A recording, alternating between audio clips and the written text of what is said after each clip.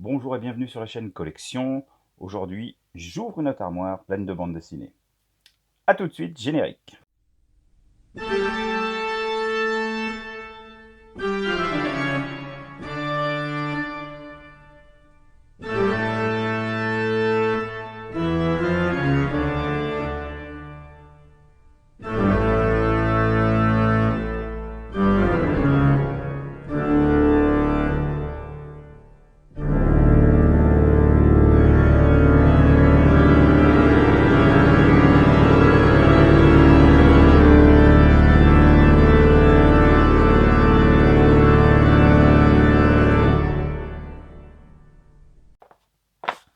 Donc, commençons cette bibliothèque par le haut.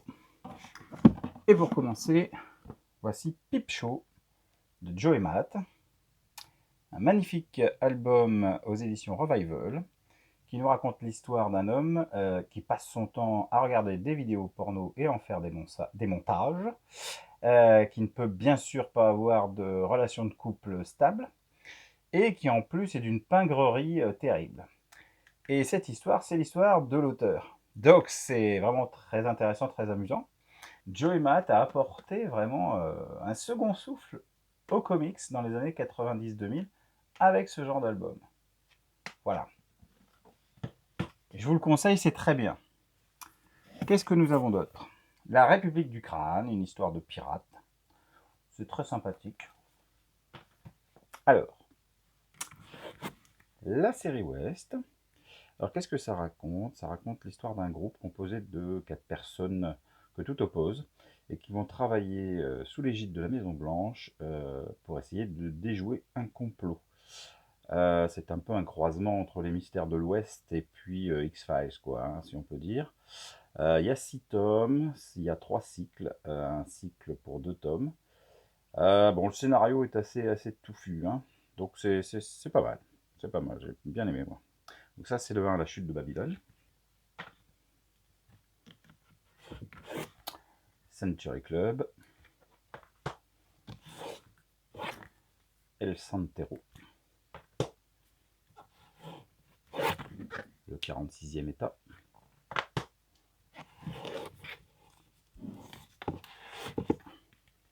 Megan. Et le dernier, 7. Allez, on continue. Qu'est-ce qu'on a d'autre? Le Goldorak de Dorisson. Bon, ça pour ceux qui aiment le genre comme moi, parce que c'était mon époque, hein, quand j'étais enfant. Bon, c'est quand même pas mal, hein, c'est sympa. Ensuite, un one-shot peau épaisse. C'est une sorte de space opéra tiré du roman de Laurent Genefort, voilà, où les peaux épaisses sont pourchassées, etc. C'est pas mal, hein, c'est pas mal du tout. Alors, une série que j'ai adorée, ISS Snipers.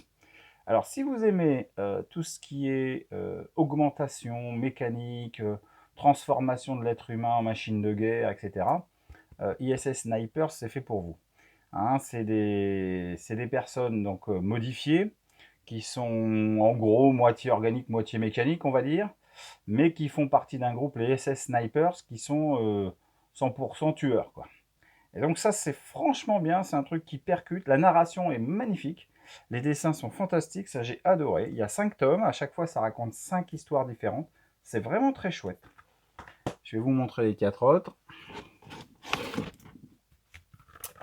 Voilà. Celui-là, donc c'est Colmerlock. Ici, on a Jur. Sharp. Et Allez, qui est certainement encore le meilleur des 5, j'ai envie de dire. Voilà, ça, si vraiment vous aimez les trucs qui font pas dans la dentelle, où il y a de la bagarre, là, vous allez être servi. Et on enchaîne avec la complainte des Landes perdues, donc de Rosinski et Dufaux. Donc Rosinski, hein, le dessinateur de Torgal, hein, en tout cas celui qui a fait la majeure partie des albums de Torgal. Donc là, c'est un premier cycle, Siauban, ça raconte l'histoire de Siauban. C'est principalement une histoire de vengeance. Hein, Siauban, c'était la fille du roi qui lui-même a été tuer, etc. Donc bon, il y a tout un truc. C'est assez classique sur le fond, mais c'est très sympa au niveau dessin. Alors, les 4 premiers du premier cycle, Blackmore,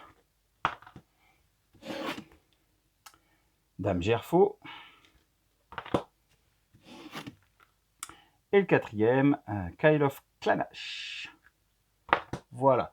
Après, il y a eu un second cycle qui a été fait, qui a priori se passe avant. J'en ai que 2. Hein, c'est le cycle Les Chevaliers du Pardon. C'est plus Rosinski au dessin, c'est de Labi. Il y a eu 4 tomes, et moi j'en ai 2. Les 2 premiers, Morrigan et le Guinea Lord. Il y a eu un 3e cycle qui s'appelait Les Sorcières, alors j'en ai aucun. C'était Tillier au dessin, et il y a un nouveau cycle qui est paru, alors il n'y a pas très longtemps, c'est Les Sudaines. Ça c'est le numéro 1, je crois que le 2 est déjà sorti. Bon, ouais, c'est pareil, hein, j'essaierai de les choper en occasion, quoi. C'est pas mal, hein, c'est assez joli, mais bon, ça reste assez classique quand même sur le fond. Alors, ensuite, nous avons du Comès, et on va commencer par certainement son chef-d'œuvre Silence. Donc là, on est dans la campagne profonde, il est affaire de sorcellerie, c'est très très bien, ça c'est vraiment génial. Il y en a 2 comme ça qui sont bien, enfin que je trouve vraiment très bien, c'est Silence. Je vous montre un peu les dessins. Voilà, vous voyez le style de Comès. Donc Silence, c'est très très bien. Et je trouve aussi que La Belette, qui est un peu dans le même style, c'est pareil, on parle de sorcellerie, de choses comme ça. C'est vraiment très sympa. Alors, qu'a-t-il fait d'autre? L'Arbre-Cœur. Voilà. On va avoir La Maison où rêvent les arbres. Toujours du Comès. Les Larmes du Tigre. Voilà. Et le Dieu vivant. Alors pareil, je sais pas tout, hein, je complète la collection au fur et à mesure. J'aime bien Comès, j'aime bien le dessin, j'aime bien la façon de raconter les histoires. Hein, c'est des fois un petit peu onirique, c'est particulier. Alors, une série bien connue, Les Vieux Fourneaux. Donc les Vieux Fourneaux, qu'est-ce que ça raconte? Ça raconte l'histoire de 3 personnes qui ont 70 ans et qui se connaissent depuis l'enfance, et qui sont un petit peu, enfin plus qu'un petit peu, qui sont anti-système. Et ça nous fait beaucoup de bien de voir et d'entendre ce qu'ils peuvent dire, parce que au quotidien, il faut toujours se battre contre l'establishment. Et ça, c'est vraiment super, c'est très drôle. J'adore. Il y a 6 tomes pour l'instant. 7 tomes, pardon. 7 tomes, je vous les fais vite fait. Hop. Voilà, le 3e. Qui s'appelait Celui qui part. Après, La Magicienne. Hop. Bon pour l'asile. Celui-ci, j'aime particulièrement le titre, L'oreille bouchée. Et le 7e, Chaud comme le climat. Ça, c'est un truc vraiment, je vous conseille totalement, c'est très très bien. Et pour finir, à cet étage, Les Indes fourbes. Donc, si vous ne connaissez pas ce livre de Guarnido et Erol, achetez-le et lisez-le, c'est vraiment très bien. On va suivre tout au long d'un gros roman d'aventure l'histoire d'un homme. C'est une aventure un petit peu délirante, quoi, hein, et la conclusion est encore plus délirante. Ça, c'est vraiment très très chouette. Et donc, on va passer à l'étage du dessous. On commence donc le 2e étage avec Les Passagers du vent de Bourgeon. Donc une histoire en 5 volumes au départ. Ici on a le numéro 1, La fille sous la dunette, hein, où on va suivre les aventures d'Isabeau, qui va fuir la France, partir en exil, qui va connaître une épopée, d'abord en partant en Angleterre, puis en Afrique, et enfin en faisant la traversée sur un bateau qui fait la traite de l'esclavage et qui va l'amener jusqu'aux Amériques. Voilà, c'est très intéressant, c'est bourré de références historiques bien sûr. Bon, il y a des sujets très durs traités dedans, mais c'est vraiment très très bien. Par la suite, il va faire donc La petite fille, Bois Caïman et puis Le temps des cerises, qui au début sont à part, puis vont être réintégrés quand ils vont rééditer dans sous le même nom comme la suite des Passagers du Vent. Voilà. Hein, donc ça, c'est le numéro 1. Le numéro 2, donc, qui se passe en Angleterre, le ponton, où il est fait référence à une prison. Hein, c'est assez difficile aussi. Le comptoir de Judas, donc on arrive en Afrique. L'heure du serpent. Et le dernier, à cette époque-là, qui était le bois d'ébène. Voilà. Ensuite, on a quoi? Broussailles. Donc Broussailles, si vous ne connaissez pas, c'est quelqu'un qui nous est présenté comme un lycéen, bien qu'il vive seul avec un chat, donc peut-être un étudiant. C'est quelque chose, c'est des fables un peu écolo, oniriques parfois, enfin surtout le premier, hein, les baleines publiques. Le 2, donc les sculpteurs de lumière. Et le 3, la nuit du chat, que je dois avoir en édition originale. Ouais, avec un petit poster qui va être dedans. On enchaîne avec un autre classique, Landfust de 3. Donc, Landfust de 3, ça c'est un premier coffret de 4 volumes. C'était d'ailleurs le tome 5 à 8. Et voici le tome 1 à 4. Alors, qu'est-ce que raconte Landfust de 3 ? On va déjà parler de Troie. Donc, c'est un pays, hein, une contrée, où tous les êtres humains ont un pouvoir magique. Alors, parfois qui est très utile, parfois qui ne sert absolument à rien. Et Landfust, qui est forgeron, va toucher le manche d'une épée d'un chevalier. Manche qui est fait dans l'ivoire d'un monstre légendaire. Et suite à ça, il va récupérer un pouvoir immense. Voilà, un petit peu le pouvoir de tout le monde. Donc, va suivre une grande aventure hein, sur 8 volumes où ils vont aller à la recherche de ce monstre de légende. Tout ça dans un univers très hostile où il y a des trolls. Voilà. Alors, c'est une belle aventure. C'est très intéressant. Il y a beaucoup d'intrigues, de choses comme ça. C'est très sympa. C'est très sympa à lire. Ensuite, qu'est-ce qu'on a? Le grand pouvoir du Schinkel, de Rosinski et Van Damme, le dessinateur de Torgal, et puis Van Damme, qui nous a fait tant de scénarios sur diverses bandes dessinées, qui sont toujours très appréciées. Voilà, là je ne vais pas trop vous raconter l'histoire parce que c'est assez alambiqué, ça risque de vous spoiler assez vite. Mais c'est très très bien, c'est de la fantaisie. Hein. Alors, rayon Heroic Fantasy, on a un truc très très drôle qui s'appelle Trackmage, qui est un croisement entre donc de la fantaisie et quelque chose de déjanté style Monty Python. Hein. Voilà. D'ailleurs, on retrouve un peu ce style d'humour, je trouve. Donc c'est un paysan qui fait du fromage de chèvre et qui va se retrouver pris dans la bataille entre deux mages et il va perdre son troupeau et il va décider de se venger. Voilà, c'est complètement déjanté comme je vous l'ai dit. Il y a une chèvre qui crache du feu, il y a une sirène cul de jatte, il y a une fée alcoolique. Enfin bon, voilà, c'est très très drôle. Ensuite, La survivante de Paul Gillon.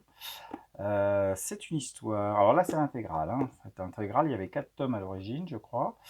C'est l'histoire d'une femme qui part faire de la plongée. Quand elle revient, il n'y a plus personne. Ça se passe à Paris. Elle se retrouve donc toute seule. Elle va chercher à droite, à gauche. Puis bon, elle va accepter le fait qu'elle est toute seule. Et elle va aussi trouver quand même un robot de type humanoïde qui est là pour s'occuper d'elle. Voilà, et donc on va suivre les aventures qui sont assez étranges. Elle va essayer de comprendre ce qui s'est passé. En tout cas, ce qui est sûr, c'est qu'on ne s'attend pas du tout à la fin. Voilà, moi j'ai beaucoup aimé. C'est assez spécial, à noter que c'est pas à mettre entre toutes les mains, il y a un petit peu de scène de sexe. Mais c'est très bien. Dans le même genre d'idée, toujours de Gillon, la dernière des salles obscures. Hein, bon, pareil, je vais pas trop vous en parler. Hein, bon, c'est plutôt pour les adultes. Et pour finir,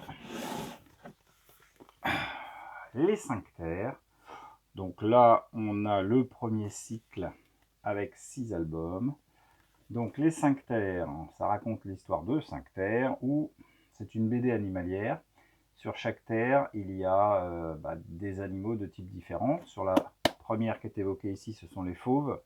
Donc il y a des lions, des tigres, etc. Et au niveau de l'histoire, c'est des conflits. Ça ressemble un petit peu à Game of Thrones. Hein. Il y a de la trahison, de l'assassinat. C'est une guerre pour le pouvoir. Voilà, c'est très sympa. C'est très sympa. La suite qui est en cours en ce moment est avec les singes. Voilà, donc on a 4 volumes actuellement. Hop. Je vous les montre pas dans l'ordre, je pense pas. Voilà. Donc ça c'est vraiment très chouette. Hein. Il est prévu quand même un 6 tomes par cycle. Donc ça va nous faire à la fin 30 BD quand même. Il va falloir un petit peu de place. Allez, on passe à la suite. Alors, à cet étage-là, beaucoup de choses très intéressantes. On va commencer par Liberator, Petite Mort et autres fragments du chaos. Donc Liberator, c'est le dessinateur qui a fait Rank Xerox. Je l'ai dans une autre armoire, donc on le verra un de ces jours. Et ici, c'est un recueil de petites histoires qu'il avait faites et d'illustrations. Il a fait beaucoup d'illustrations aussi. Hein, c'est très sympa. Alors, un gros pavé. La bombe. Alors, si vous avez vu Oppenheimer au cinéma, c'est vraiment le complément idéal. Hein. C'est toute l'histoire de la construction de la bombe atomique. C'est vraiment très très chouette.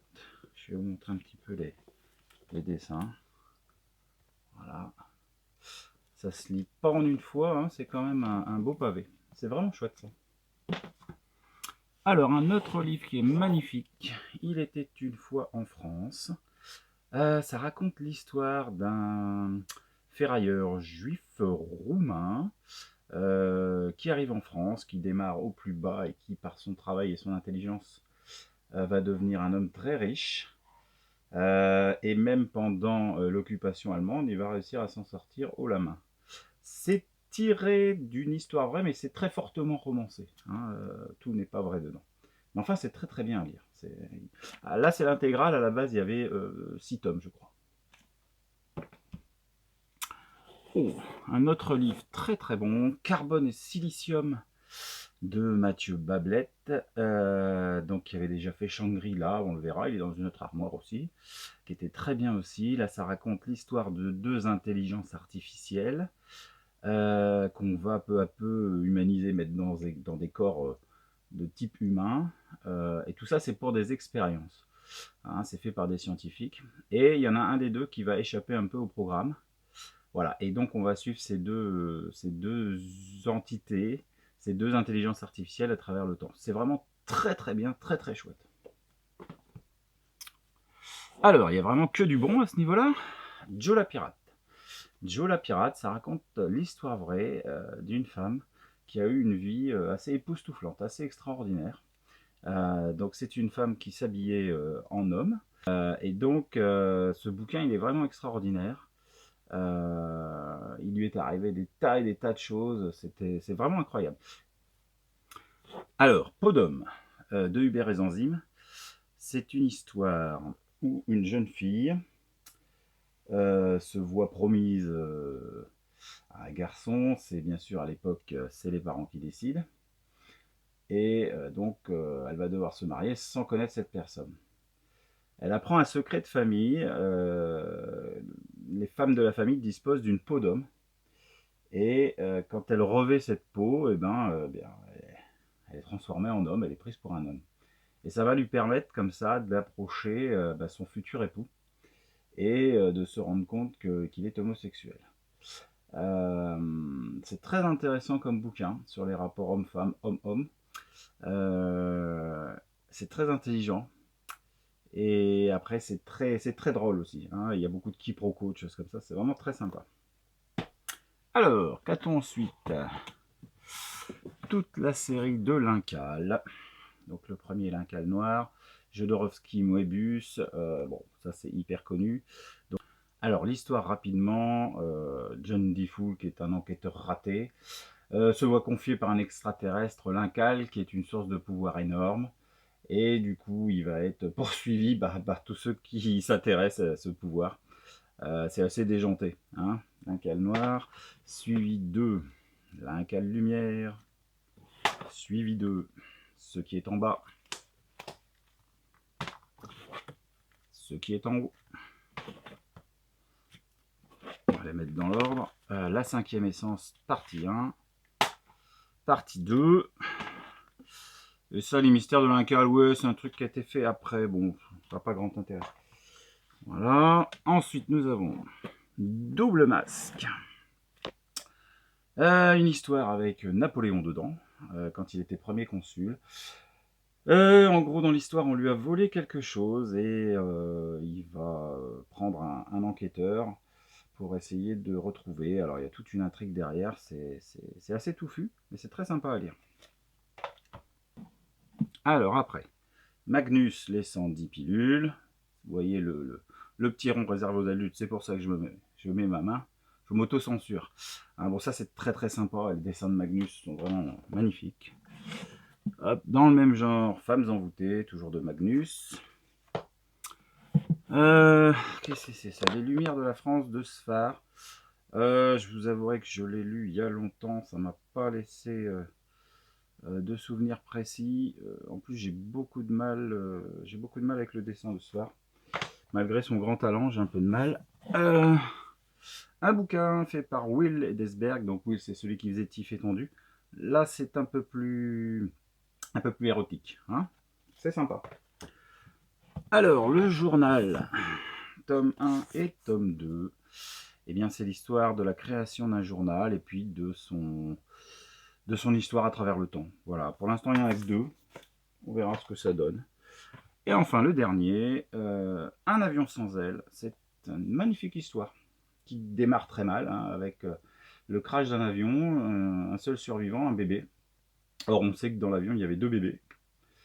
Et donc, va démarrer une enquête pour savoir à qui est ce bébé, avec par derrière les 2 familles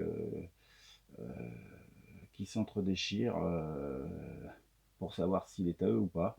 Et la fin est assez surprenante. C'est vraiment très très bien ça. Et voilà, on va passer au dernier étage. Alors, et on va commencer avec un livre de Bourgeon, Les Compagnons du Crépuscule. Il y a 3 tomes. Le Sortilège du Bois des Brumes. Les Yeux d'étain de la ville glauque. Et Le Dernier Chant des Malaterres. Voilà, qui est un petit peu plus épais que les autres. Et au cours de cette aventure, on va donc suivre la quête d'un chevalier.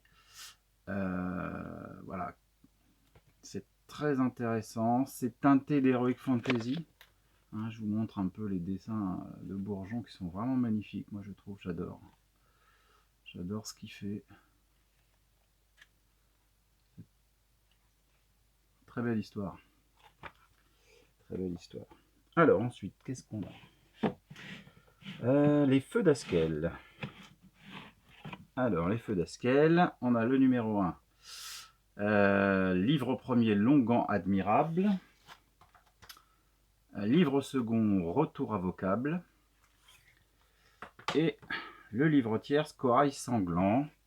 Alors, c'est un mélange assez détonnant entre de l'heroic fantasy, de l'humour et de l'érotisme. On va suivre une troupe de personnages, tous un peu particuliers, à travers des histoires diverses et variées. C'est très beau, c'est très coloré. Hein, vous voyez un petit peu le style de dessin. C'est vraiment sympa. C'est vraiment sympa. Ensuite, Marlisa. Alors, j'en ai un petit paquet. Je vous montre le premier. Le masque. Donc l'histoire dans un petit village. Un bébé abandonné. Sur lequel, avec un visage qui cache un secret, et donc en grandissant, eh bien, elle va porter un masque pour cacher ce secret. Hein, vous voyez ici. Voilà, et par la suite, quand elle devient adulte, bien elle va partir pour essayer de comprendre un petit peu ce qui lui arrive. Voilà. Alors c'est pas mal. Je vous avouerai qu'au début c'est vraiment bien, et puis après on s'en lasse un peu quand même. On a envie de savoir où ça va nous mener, et bon, voilà, je vous montre pas tous les volumes, ça n'a pas trop d'intérêt. Alors, autre chose totalement indispensable si vous êtes fan d'Heroic Fantasy, c'est les légendes des contrées oubliées. En 3 tomes, le sang des rois, le pays des songes, et le dernier, la saison des cendres de Chevalier et Ségur. Alors l'histoire dans les légendes des contrées oubliées, on va suivre 3 nains envoyés par le Conseil des nains suite à la mort de leur roi, qui vont donc partir pour trouver un nouveau roi. Ils vont s'associer à un guerrier et à un voleur, même s'ils ne savent pas que c'est un voleur. Voilà, et donc on va suivre leurs aventures à travers ces 3 tomes. C'est vraiment très très bien. Hein, je vous en dis pas plus, il faut vraiment le découvrir, c'est bien. Croisade, ça c'est l'intégrale du premier cycle, je crois. Donc, bien sûr, ça parle de croisade. Hein, donc si vous aimez le genre un petit peu KPDP, c'est plutôt sympa. C'est plutôt sympa. Et enfin, il nous reste les chroniques de la Lune Noire. Donc l'histoire, en fait, on va suivre le chemin de Wysmeril et de ses compagnons d'armes, qui, au travers de toutes les aventures, va se transformer, hein, va acquérir force, puissance, magie, etc., etc. Et en fait, au début des albums, hein, on voit donc l'empereur à qui on annonce que quelqu'un viendra pour faire effondrer son empire. Et donc, logiquement, on pense que c'est Wysmeril. Voilà toute l'histoire. Le 2, le vent des dragons. La marque des démons.